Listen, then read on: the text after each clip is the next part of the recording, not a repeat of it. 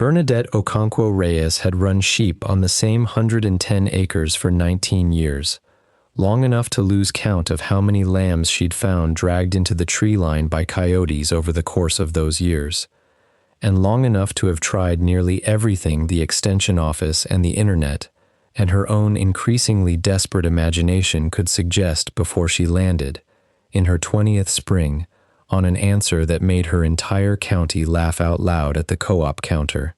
90 geese. You've tried guard dogs, you've tried the fladry, you've tried that fancy motion light thing that cost you $600 and worked for exactly one season, said her neighbor Colm Whitaker, who ran cattle on the section next to hers and had opinions about everything, including this. And now you're telling me the answer is 90 honking geese. Not just honking, Bernadette said, loud. There's a difference. There was, in fact, a difference, though it took her explaining it more than once before anyone stopped smirking long enough to actually listen. Bernadette had spent that whole previous winter reading obscure agricultural extension reports and talking on the phone with an old rancher in Wyoming who'd sworn by geese for coyote deterrents for 30 years, and what she'd come to understand was that most predator deterrent methods people tried on a sheep operation failed for the same basic reason. Coyotes were smart, patient, and quick to learn that a given deterrent wasn't actually dangerous to them. Motion lights got ignored once a coyote realized the light didn't come with teeth attached. Guard dogs worked, but one or two dogs could be lured off, outlasted, or simply avoided by a coyote patient, enough to work the edges of a large property at odd hours. Fladry, the strips of flapping fabric ranchers hung along fence lines, worked for a few weeks before coyotes habituated to the movement and walked right past it. What coyotes did not habituate to easily, according to the Wyoming rancher and to a handful of studies out of a state university predator research program that Bernadette had tracked down and read cover to cover, was unpredictable, sustained, group alarm behavior from an animal that was neither prey nor predator in any category a coyote's instincts had a ready response for. A goose wasn't small enough to be worth the risk of an easy kill the way a chicken was.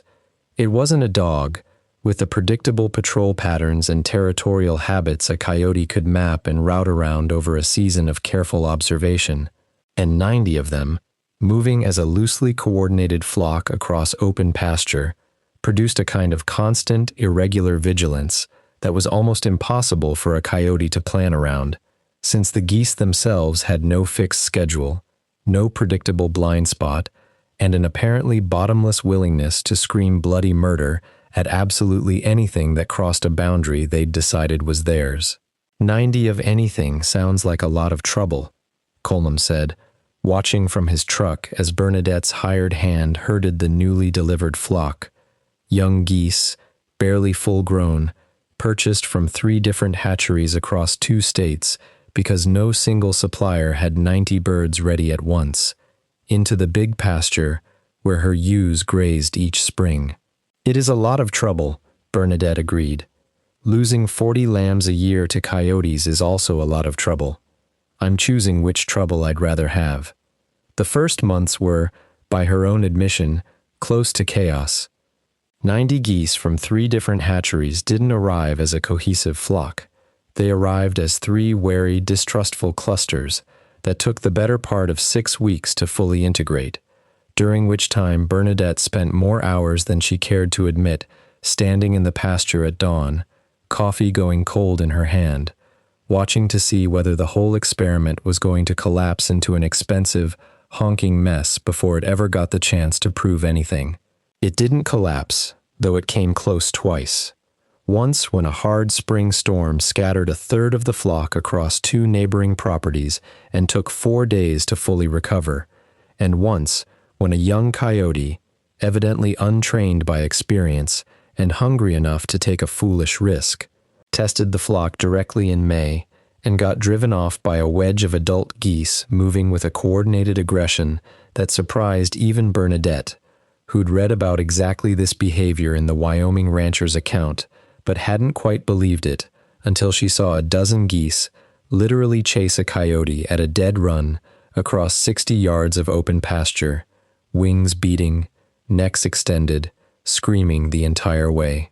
By midsummer, the flock had settled into something like a working rhythm.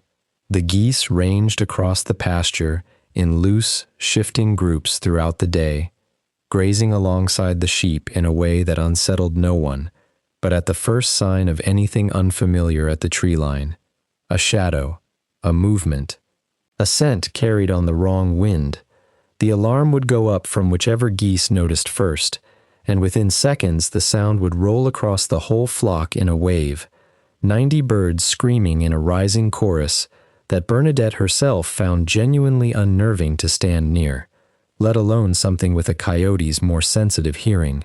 "I used to think the dogs were loud," she told Colm at August, the two of them leaning on her fence at dusk, listening to the geese work themselves into a fury over what turned out to be nothing more than a barn owl passing low over the pasture. "The dogs bark because something's wrong. The geese scream because something's different, whether it's wrong or not. That's the whole trick.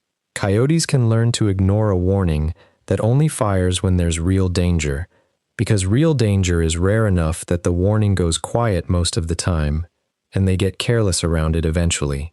They can't learn to ignore 90 geese screaming at every barn owl, every stray dog, every truck door slamming half a mile off, every single day, because there's no pattern in it to learn. That September, for the first time in 19 years of keeping sheep on that land, Bernadette lost 0 lambs to coyote predation across an entire lambing season. She'd lost 1 ewe to what the vet eventually determined was a birthing complication unrelated to predators, and she'd found evidence, tracks, and once a clear sighting from her own kitchen window, that coyotes were still working the tree line at the edges of her property, still present in the county, still hunting elsewhere with apparent success, based on what she heard from neighbors whose operations bordered the same wooded strip along the creek. They simply weren't coming onto her land anymore, or if they were testing the edges, they weren't finding an opening worth the risk. Colm, whose own cattle operation didn't face the same lamb predation pressure, but who'd watched 2 calves taken by coyotes that same year, showed up at her gate that November with a question he clearly found it difficult to ask straight out. "You think geese would work for cattle too?" "I think geese work on anything a coyote thinks is worth the risk versus the noise," Bernadette said. "Calves are worth more risk than lambs to a hungry coyote. I don't know if 90 geese covers that math the same way, but I'd try 40 on that back section where you've had the most trouble before I'd try nothing."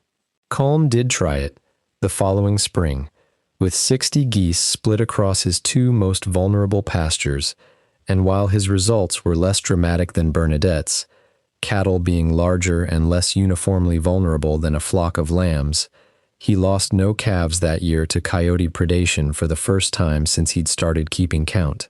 Word moved through the county the way these things always did, from mockery to curiosity to a handful of quiet, half-embarrassed phone calls asking where exactly a person went about buying 90 geese all at once, and by what method you kept that many geese from simply wandering off your own property in the first place, a logistical detail Bernadette had worked out through trial, error, and a rotation of portable electric netting she'd adapted from a poultry supplier 2 states over.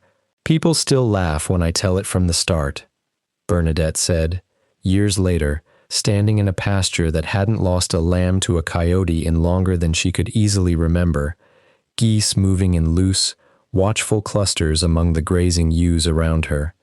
90 loud geese does sound like a joke, until you're the one standing where the joke used to be a very expensive problem instead.